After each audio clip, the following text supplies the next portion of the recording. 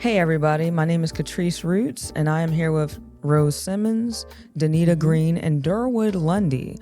And today we are here to talk about a film that is called One Last Breath.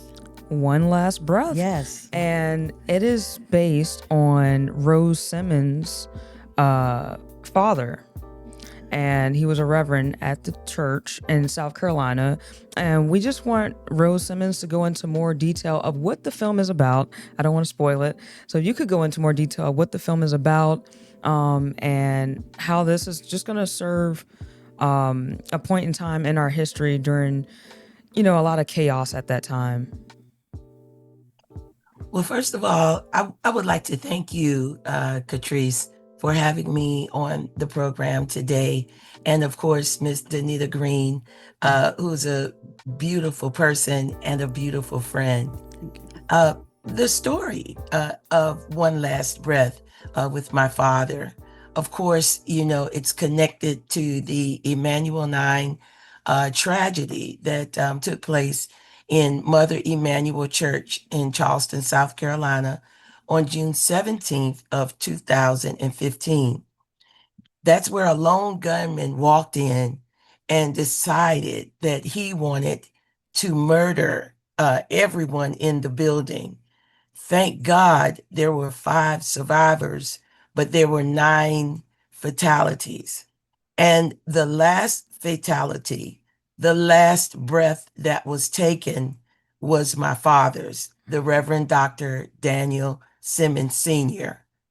And this film was created to honor his life, his legacy, what he stood for, what he believed, how he lived his life, and even more importantly, his death, how horrific it was. And I say it this way, he did a lot of dying in that room. And it was extremely important for me to let the world know all of those great things about my dad, but also understand that it took his life in this way that we can never forget. Yeah. Yes. And with that being said, just how was the emotional process of filming this documentary? I know it had to be emotional for you as well as others that attended the church that was probably a part of this documentary as well. Just how did y'all just get over that in a way to be able to focus on telling the story as well? Well, Catrice, in making the film, it took a lot of preparation for me mentally, and just in my heart, I had to prepare. So I'm one of those compartmentalizing people. So really, I put myself in the director's position, and I believe I stayed there throughout the filming of this documentary. But the second that it was completed and it was time for me to view it as a regular person, I matriculated back to the daughter. And I believe every time I watch it, I sincerely cry a 1,000 tears.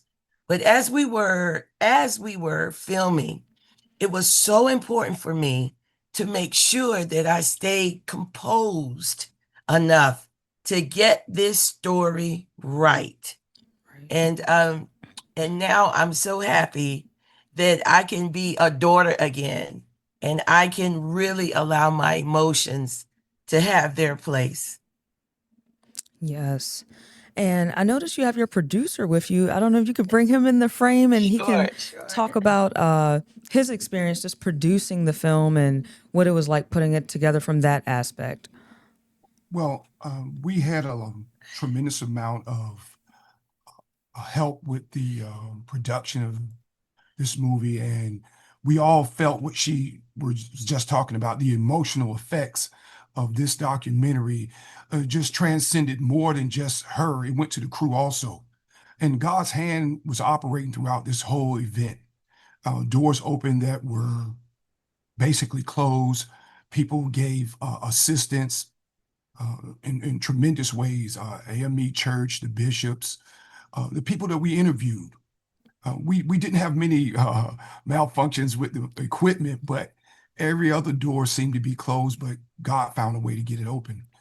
We all feel the impact of this documentary and being there firsthand, filming it, editing it, making sure the sound is right, the lighting is right.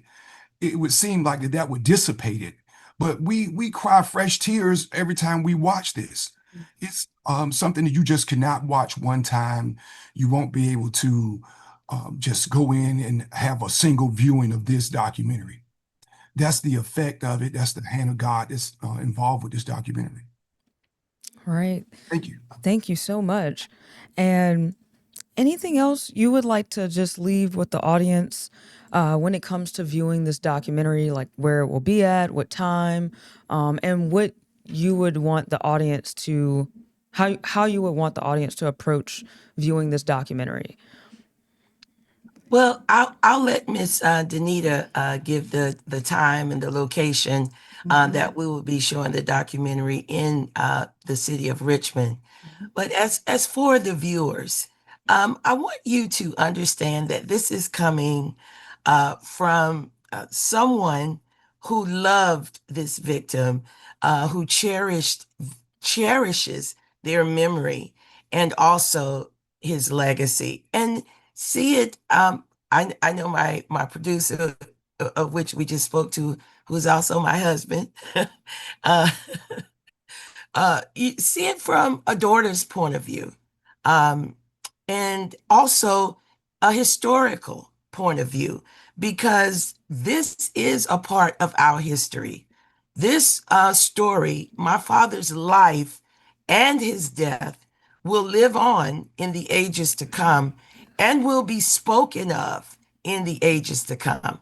So I ask everyone to view it with an open heart and an open mind, and understand that this is a tragic event that God has turned into a beautiful flower, because we are telling the story of a great man.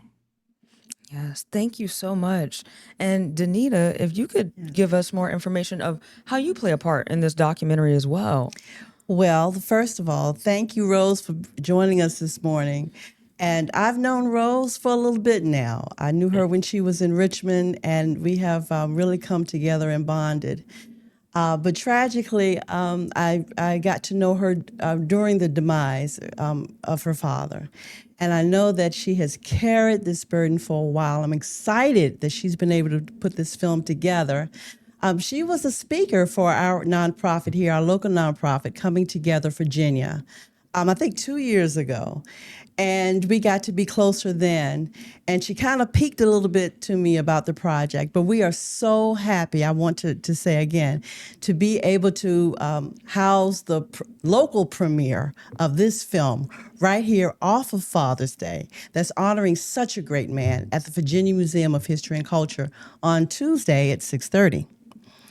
I think that it's an important film because the way that we talk about it in Coming Together Virginia, it is the intersection between faith and justice, which is something that we have talked about a lot in our organization, in our city, as we still, grapple with our problems over the racial divide, and now with local and national politics.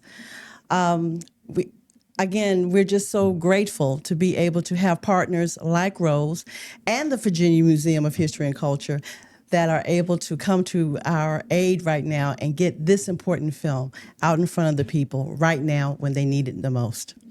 Awesome. And what are some other things that you have coming soon outside of just the film premiere itself? Catrice, nobody knows better than you. We have a full calendar all year long. And what Coming Together Virginia is known for is bringing people together for truth telling and history. We usually come together at an event or possibly a meal, most of the times during the year, to bring people together across those divides and have facilitated safe conversation, sharing our views, sharing our stories, so we can move together, building relationships in concerted efforts and actions all over the city, in our families, in our churches, to make a difference in our lives and in our city so we can get along better. We have book circles that meet virtually, and we have movie circles that meet virtually all year long. The dinner portion is going to be on hiatus for a little while until September. However, I will say that September dinner that's coming up on third Tuesday of September will be a conversation about our linked descendant work. And that is just what it sounds like, Catrice. These are people coming together across the racial divide that are in the same family, have the same last name, come from the same place, but may be black and white, bringing them together to heal and move forward as a concerted family. We also do a lot of work with churches. A lot of our members come from different congregations and houses of worship all over the city. And it was important for them, that population, those folks, to get this particular film in front of people right now. When we think about Daniel Simmons, we know that he was a man of great faith. We know that he was a man that worked in the community. And just by what happened on that fateful day, we know that he had a heart for people of other races and wanted to be able to bring people together across divides. And that's why we were so happy that Rose chose us to bring this to the forefront. And we're hoping that the community will support it. And I can give ticket information if you like, whenever you're ready. But Yes. I would like to get just one more question in there for Rose as well. Okay.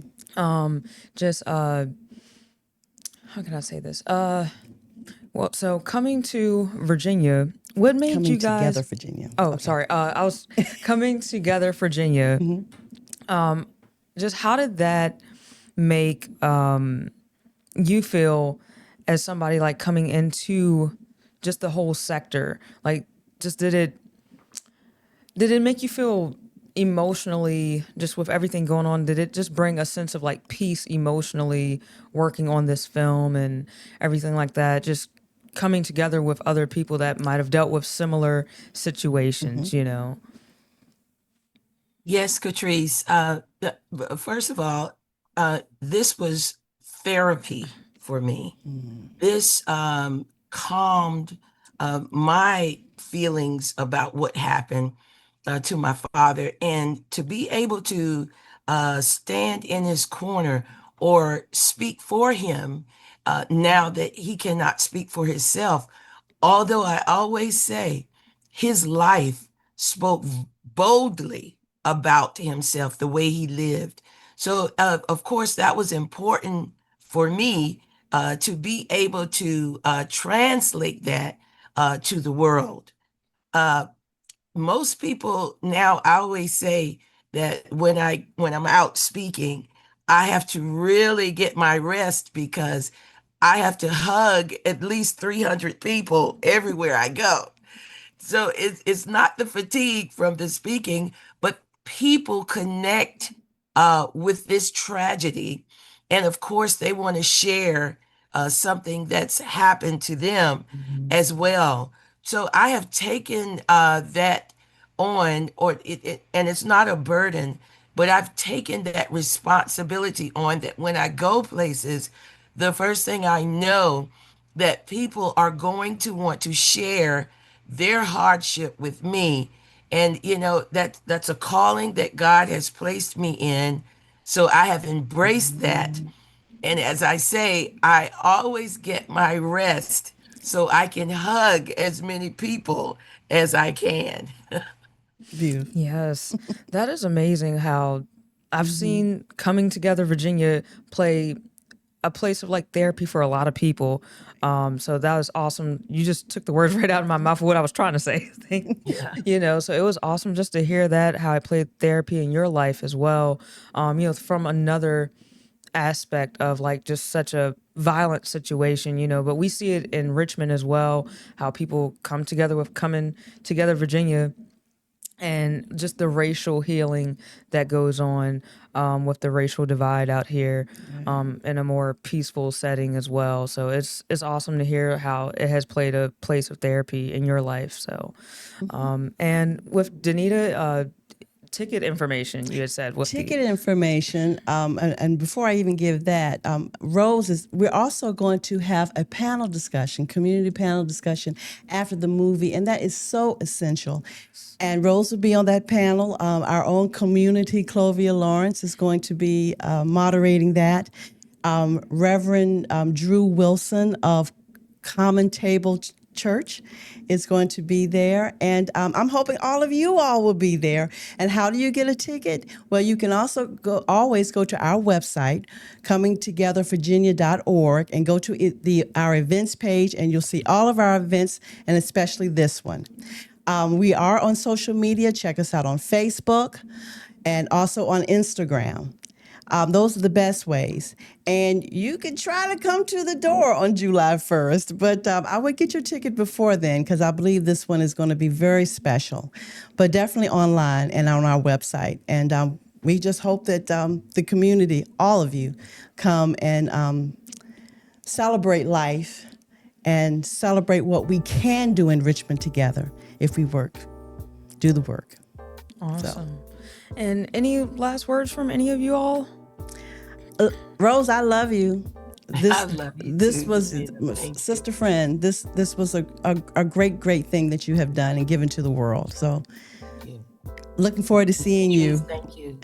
January 1st. July 1st. July 1st. Incidentally, July 16th would have been my father's 85th birthday. So we're launching a campaign for everyone under the sound of my voice to download the film, which they can find at onelastbreath.org in celebration of his birthday as well. Okay. But come watch it with us first. Yes. Be a Let's part do of the that. panel and be a part of the change that's happening in Richmond. Awesome. Thank you all for watching, and please, again, July 1st, come out to the Virginia Museum of History and Culture. Yes. Arthur Ashe Boulevard. Arthur Ashe Boulevard. And at what time again? 6:30. 6:30 to view the movie as well. Get a sneak peek on there before later in July when you can download it and stuff. Just get that sneak peek in there.